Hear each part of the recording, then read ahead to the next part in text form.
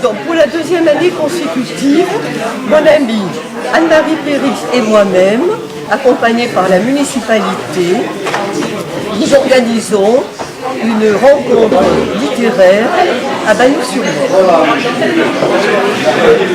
C'est un projet qui nous tient vraiment à cœur. L'an dernier, nous avions commencé en invitant les écrivains bagnolins et cette année, nous avons élargi notre rayon d'action en invitant les écrivains, les éditeurs du département pour lesquels Bagnols est une source d'inspiration.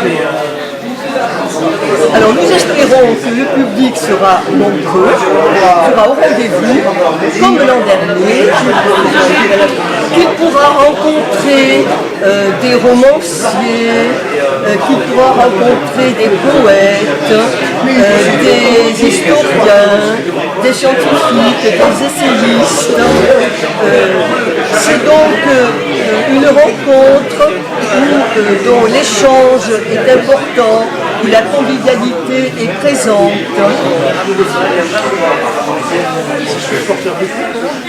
Alors, je voudrais rapidement présenter nos ouvrages qui ont déjà été filmés par Bagnols Info dans les années précédentes. Alors, celui-ci, donc, Morceau Somptuosa, coécrit avec mon ami auteur Michel Bayard, qui va être présent aujourd'hui, qui à sa sortie a été nominé au prix Méditerranée de France, qui a fait quand même très plaisir.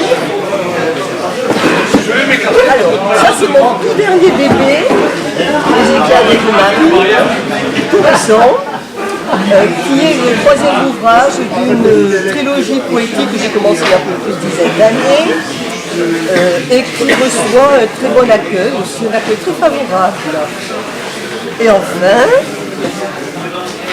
notre troisième ouvrage, c'est en quelque sorte un carnet de voyage à Bagnols en pays catalan.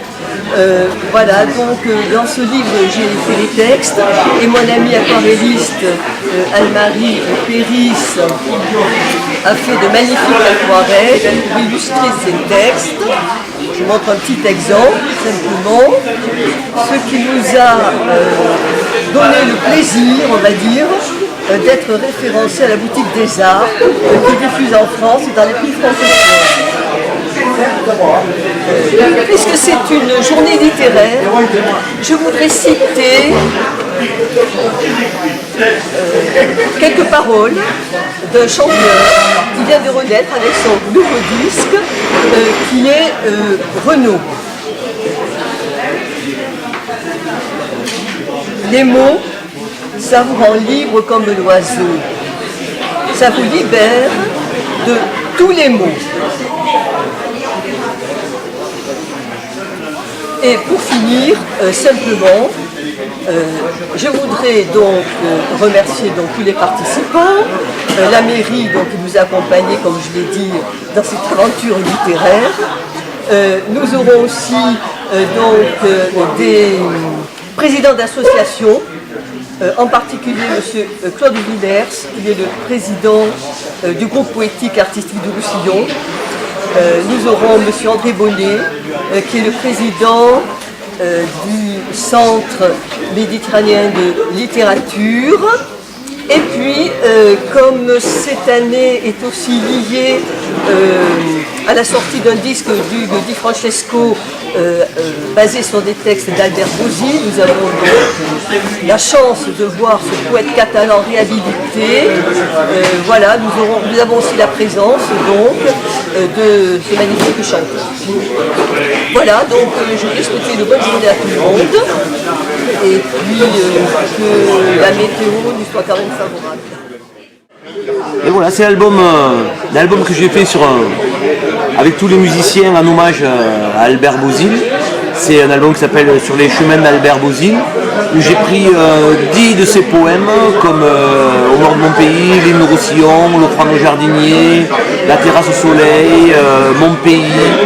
Voilà, et on a vraiment voulu remettre remettre Albert Bozil à la place qu'il mérite, en essayant de coller de la musique, en respectant évidemment le texte, et de coller de la musique au-dessus sur des airs de jazz, des influences de bossa nova, et un peu musique du monde, en essayant évidemment de mettre les textes d'Albert Bozil en avant. Et c'est une très belle aventure, et voilà, on commence une tournée des inédits avec 10 dates magnifiques. Donc la première était au Maastricht. Voilà, donc c'est une très belle tournée pour rendre hommage à ce grand intellectuel, écrivain, poète de l'entre-deux-guerres qui était Albert Bozil. Je suis Joëlle Courtin-Dorès, j'habite à Bagnols depuis une trentaine d'années et on me connaît surtout parce que j'ai eu un commerce à Bagnols. Depuis que j'ai arrêté de travailler, je me suis vouée à l'écriture en partie, chose que je faisais déjà, mais pas assez parce que je n'avais pas de temps. Donc c'est mon premier roman, Le Mas des Oseilles. Il s'agit d'une saga familiale que j'ai située à Bagnols, mais surtout dans l'arrière-pays de Bagnols. C'est aussi une grande page historique puisque mon texte couvre la moitié du XXe siècle, le début de ce siècle, et on traverse les deux guerres mondiales plus la guerre d'Espagne et la retirade à travers le regard de mes personnages qui vivent dans ce mas isolé à la frontière. Voilà, donc c'est ce qu'on nomme un livre de terroir. C'est également, je pense, une jolie carte postale de la Côte-Vermeille, de l'arrière-pays que je décris longuement, bien entendu. Ce que je peux dire, c'est que ma maison d'édition se trouve à Lyon et ils sont spécialement orientés sur les livres de terroir. Alors sur YouTube, on peut voir un petit film. Ils font ça pour chaque livre qu'ils éditent. Ils créent un petit film de présentation, un clip. Et sur YouTube, il suffit de mettre le titre de mon livre et on visionne ce film. Je peux dire aussi que le 13 mai, je serai à Novelty, sous l'égide de l'association Walter Benjamin, parce que je vais parler de ces passages sur la frontière. J'en parle dans mon livre, puisque mes personnages traversent cette période de l'histoire. Donc je vais parler de mon travail, de mes recherches, de ce passé de Bagnols, qui est quand même assez exceptionnel. Voilà, écoutez, peut-être au 13 mai ou bonne lecture. Alors, je me présente, Monsieur Claudius Villers. J'étais dans ma vie, ce que je faisais. Alors j'étais architecte, expert judiciaire, et depuis que je suis à la retraite, je m'occupe de culture. Car j'estime qu'actuellement, on ne s'occupe pas assez du côté culturel. Donc je suis président d'une association, le groupe poétique et artistique du Roussillon, où nous faisons tout ce qui est culturel, surtout la poésie et la littérature et les arts. Nous avons aussi le grand prix de la libellule pour exalter le sublime féminin, pour les dames évidemment, pour tous les talents de culture. Et je suis aussi juré aussi bien de tableaux, d'œuvres, que de poésie et littérature, dans la francophonie. J'écris un livre sur les 4 villages de la Côte-Vermeille, d'abord en anglais, et ensuite en français, que j'ai traduit moi-même. Je pense que je suis invitée ici aujourd'hui parce que j'ai écrit une histoire sur Banyuls dont la version anglaise c'est le 1er mai, mais ça ne passe pas très bien en français et on a changé à Caramba au caramel. C'est l'histoire sur Banyuls qui est dans le village, ensuite dans la plantation de cactus là-haut dans la vallée et ensuite revient à Banyuls. Et c'est une histoire sur une adolescente américaine qui ne veut pas être ici. Elle était amenée par sa mère et elle rejette tout qui est français, tout qui est pas américain. Mais petit à petit, elle, avec sa curiosité, elle commence à s'imprégner un peu de l'atmosphère de Banyuls. Et grâce au Caramba, elle fait la conversion totale, presque totale, à la fin de l'histoire. Voilà.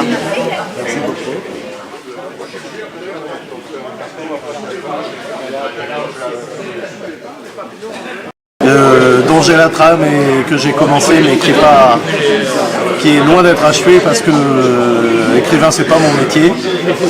Mais ici j'ai un roman, une nouvelle et le recueil du témoignage d'un homme qui a souffert des exactions de l'État français dans les années 60. Alors c'est des livrets qu'on fait paraître au nom du Souvenir français.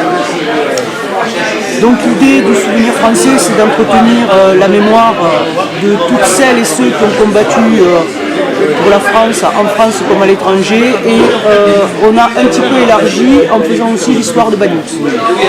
Donc on a des choses qui sont très factuelles, nous on travaille vraiment sur l'histoire, donc on a Marius Douzance, qui est un ancien marin qui a participé aux guerres coloniales au XIXe siècle. Ensuite on a bien sûr Aristide Maillol qui est né et qui est mort à Banyuls. On a la bataille du col de Banyuls, donc là on est sur un événement qui date de des guerres révolutionnaires et en particulier de la guerre que pose la France donc à l'Espagne. Et ensuite on a quelque chose de plus historique, où on est sur l'arrivée de l'électricité donc sur le canton de la Côte-Vermeille, c'est-à-dire les 4 villages, Collioure, Port-Vendre, Banyuls et Cerdagne. Je suis Jean-Pierre Bonnel, donc je suis de Perpignan et j'écris depuis pas mal d'années puisque j'ai publié une vingtaine de livres chez plusieurs éditeurs de la région. Donc j'ai créé à Banyuls, c'est pour ça que je suis aujourd'hui, l'association Walter Benjamin, donc du nom du philosophe juif allemand qui s'est suicidé à Portbou. Nous avons un calendrier assez chargé de conférences, de lectures et de visites de Portbou à partir du chemin entre Banyuls et Portbou. Voilà, donc j'ai publié ce livre sur les derniers jours de Walter Benjamin, en exil depuis Marseille à Banyuls et sa mort en septembre 1940. Voilà pour ma présentation. Sinon je publie des livres sur le patrimoine. Il y a tout plein d'autres livres. Oui, je publie d'autres livres sur le patrimoine, donc sur Dali, sur Matisse à Collioure et sur la Catalogne, donc un beau livre sur 30 balades culturelles en Catalogne. Et mon dernier livre, publié aux éditions Trabucay, sur les communautés libertaires, agricoles et artistiques dans le département. Voilà, c'est la dernière parution. Ça vient de sortir. Merci beaucoup. Alors, je m'appelle Yvette France Ducommun et j'ai parcouru les hôpitaux de France et d'Afrique durant 40 ans. j'ai créé le premier centre de prématurés à l'hôpital de Perpignan.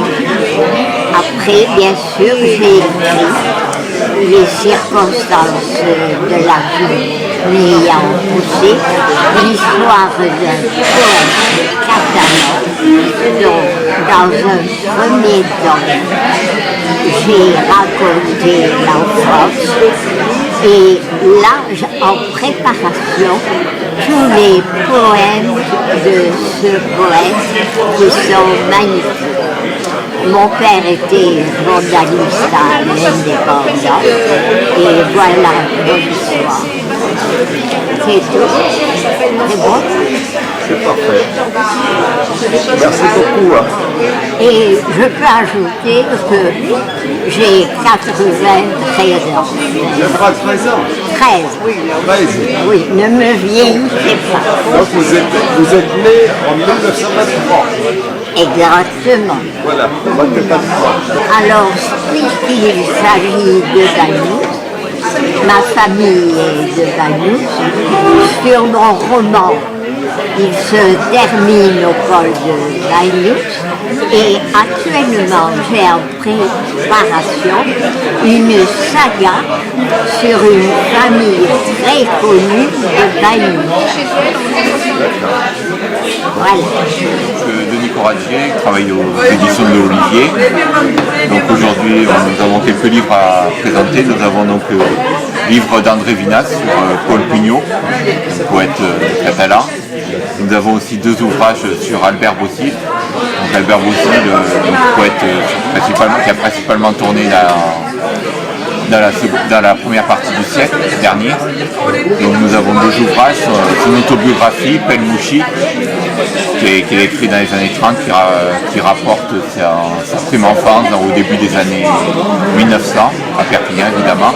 Et nous avons aussi son autobiographie par Père Verdaguet, une autobiographie donc, qui est bilingue à la fois en français et en catalan, qui est à la fois donc, une partie autobiographique et un choix de quelques-uns de ses poèmes et de ses écrits, donc qui sont bilingues, c'est-à-dire vous avez d'un côté la partie française, de l'autre côté la partie catalane. Donc il y a pas mal de choses justement autour de Bossil ces temps-ci avec... Justement, il y a 5 minutes, j'ai interviewé Hugues Di Francesco. Oui. Et il m'a présenté son nouvel album avec des textes d'Albert Bossil. Oui, justement, oui. C'est exactement la même personne. Oui, il y a eu pas mal de... Elle est un peu tombée dans l'oubli récemment, mais dans les années 20-30, c'était vraiment une des grandes figures de la culture roussillonnaise. Et il a vraiment, c'est vraiment un touche-à-tout, poésie, littérature, théâtre, sport, politique. C'était un peu un cocktail local. Il a vraiment touché à tout. C'était un peu le mentor aussi de Charles Trenet, quand il était sur Perpignan avant de monter sur Paris. Donc c'est vraiment un personnage très important et c'est bien en ce moment de pouvoir le redécouvrir. Je m'appelle Nicole Hirle, je suis écrivain, publié depuis plusieurs années par KPA Édition, qui est un éditeur régional à Perpignan. Et j'ai écrit des romans, des nouvelles, des essais, romans pour adultes, romans pour la jeunesse. Oui, des nouvelles, voilà, des nouvelles. Le dernier paru, c'est celui-ci, qui a été publié dans le cadre de la commémoration de François de Foussat, le compositeur, interprète à la guitare, né à Perpignan à la fin du XVIIIe siècle. Moi, j'ai écrit un roman autour de ce personnage. J'ai utilisé de la documentation qui est aux archives départementales de Perpignan et ce sont des lettres écrites par François de Foussat à sa sœur. Nous n'avons qu'un seul point de vue et nous avons des lacunes dans cette documentation, donc c'est une aubaine pour une romancière. Cela dit, tout le contexte historique est rigoureusement exact. Mais comme il a eu une vie très romanesque, qu'il a fui la Révolution à 17 ans, il est parti en Espagne. Il a été au service d'un ministre du roi qui l'a accompagné ensuite au Mexique. Enfin, il a connu une vie extrêmement mouvementée et il a traversé non seulement des pays, mais des régimes politiques très différents, comme le roi d'Espagne, ensuite remplacé par Joseph, le frère de Napoléon. Ensuite, il est allé en France et il a été au service des rois de France, etc. Donc une vie très remplie. Et dans tout cela, une passion qui était la musique, la composition. Et les musicologues et interprètes actuels disent que c'est un des plus grands compositeurs de la première moitié du 19e siècle. Donc ça, c'est le dernier roman paru. Sinon, j'ai écrit un roman qui se passe à Paulig. Ce sont des personnages de fiction, mais c'est l'histoire de Paulig entre 1914 et nos jours. Celui qui est à côté, c'est aussi un roman historique, Couleur corail. C'est un livre méditerranéen centré sur la Sardaigne, mais on va aussi dans les Baléares, la Catalogne Nord, la Catalogne Sud. Et puis j'ai écrit un roman qui n'est pas du tout historique, qui est celui-ci, Noces de lavande, qui se passe à Collioure en 4 jours. Là, c'est plusieurs siècles ou au moins un siècle, ici c'est 4 jours. Et puis j'écris aussi pour la jeunesse 2 livres. Et la particularité, c'est que mes héros vivent à Banyuls. Ils sont nés à Banyuls et ils vivent à Banyuls. Un roman policier, Le secret de leur cas. Mes jeunes enquêteurs veulent savoir ce qui s'est passé par rapport à une vieille dame qui est leur amie, dont ils se quittent beaucoup, et elle a été agressée. Donc il s'agit de trouver qui est le coupable. Naturellement, ils vont trouver. Et puis l'autre livre, pour un peu plus grand, celui-ci, Beau comme un dieu, des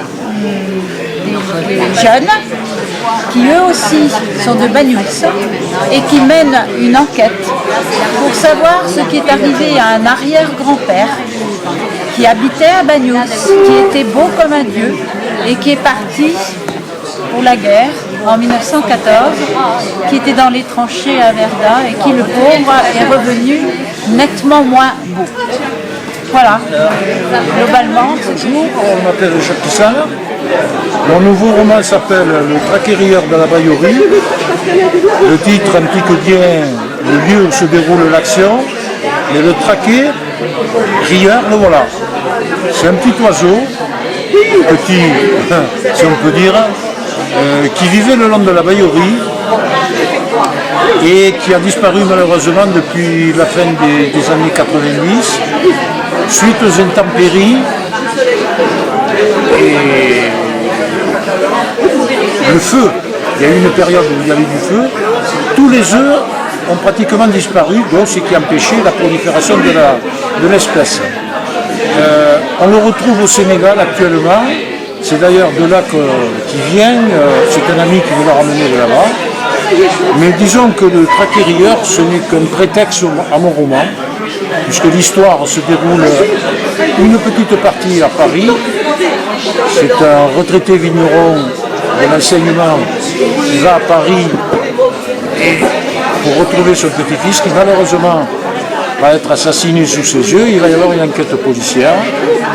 Et c'est là qu'il va retrouver un ami d'armée, avec qui il a fait l'armée, et ils vont mener l'enquête. Et lorsque l'enquête est terminée, ils reviennent à Banyuls, et ça va être la vie de plein Banyuls que je raconte sur plus de la moitié sur la deuxième partie de mon livre.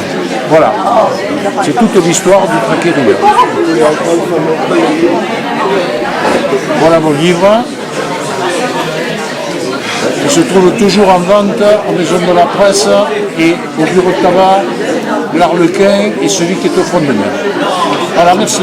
La bibliothèque pour tous de Banyuls existe depuis plus de 50 ans. La bibliothèque a souvent déménagé et elle se trouve actuellement à côté de la poste.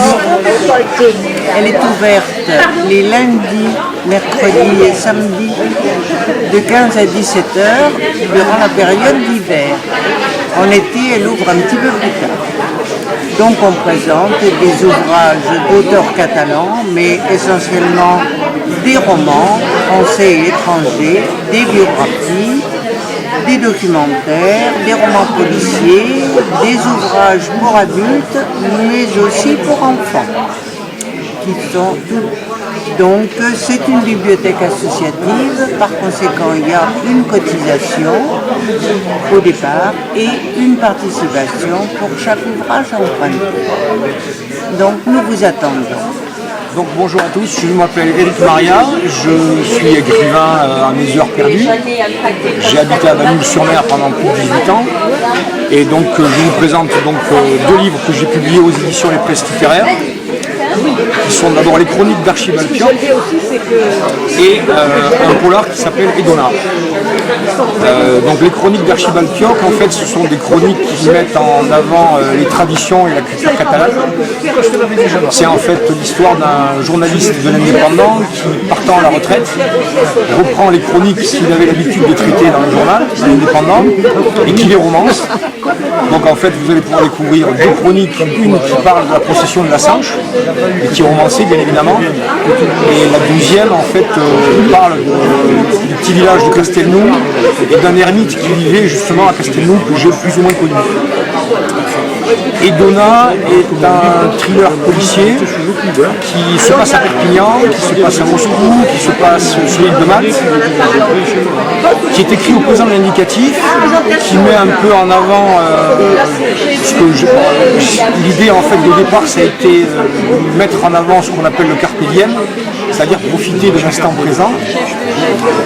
Et très rapidement, cette idée s'est un peu mélangée à un thriller, justement pour insister sur les moments essentiels de ce livre. Voilà, donc comme mon prédécesseur, donc, vous pouvez trouver ces livres à la librairie Wall de presse de Bagnols-sur-Mer. Voilà, merci. J'habite Bagnols-sur-Mer. Je suis né le 15 septembre 1920, j'ai 95 ans et demi. Ma passion, c'est d'écrire des poèmes. Alors, votre passion, c'est les poèmes. Est-ce que vous pouvez nous faire...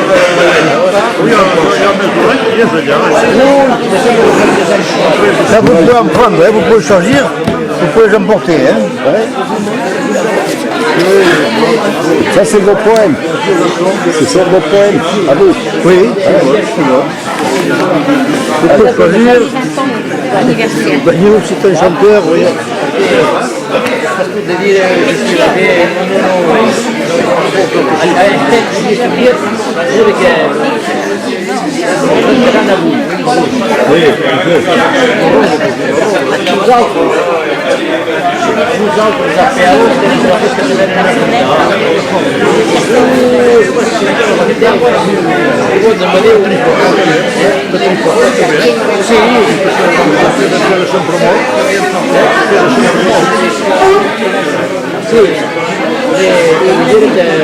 Derrière.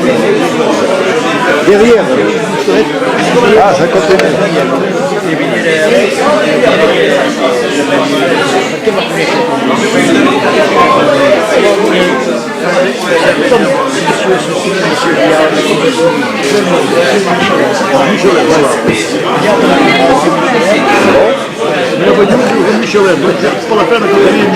Alors, quels sont vos projets? Comment? Quels sont vos projets? Vous allez encore un projet? Comment? Est-ce que vous avez prévu d'écrire un livre? Non, non. J'en ai fait. J'en ai un tas. Oui. Alors.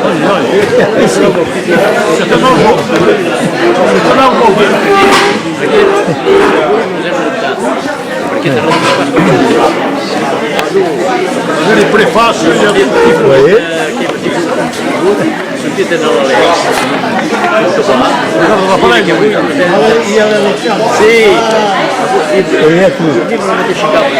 Il y a tout, il est là. Et là, il y a... Et ici, il y a que ce que j'ai écrit. Tous les poèmes sont là.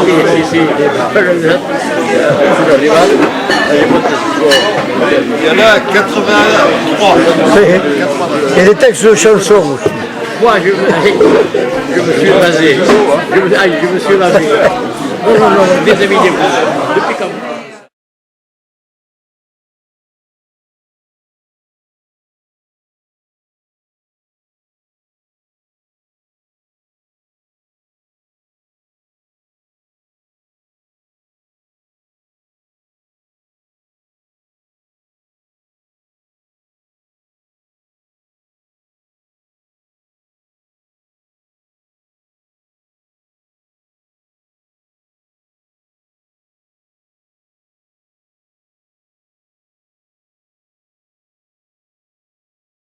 Et à mon tour, je voudrais vous remercier à tous pour cette deuxième rencontre des écrivains, qui est une initiative de nos chers amis.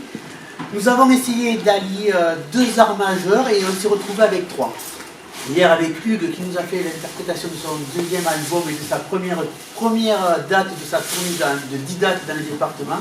On a eu froid, même très froid par moment. Ils ont été plus courageux que nous parce qu'eux ils devaient jouer avec leurs doigts. On avait la possibilité d'avoir la même dans la poche. Et donc le deuxième art majeur qui est la littérature et l'écriture, dont vous êtes les dignes représentants. Et on a eu la chance, on devait avoir des murs tout blancs aujourd'hui. Et on a eu la chance d'avoir un artiste local qui a pu exposer hier soir vite fait et qui est venu compléter cette merveilleuse journée. Alors ce matin en me levant, j'étais très déçu. Je savais qu'il allait pleuvoir et j'avais l'espoir qu'il fasse beau temps. Et malgré tout, quand même, ça a son souffle. Et cette journée, ça a été, on va dire, une bonne journée pour nous tous. Enfin, je le souhaite surtout pour vous. Et après, je tiendrai aussi à remercier l'association des voix et des mots qui nous a fait le plaisir de nous faire des lectures ce matin. Un peu déçu qu'il n'y avait pas autant de monde que je l'aurais souhaité, mais bon, voilà, la journée s'est bien passée, du moins cette matinée. Et j'espère qu'on continuera l'année prochaine. Voilà.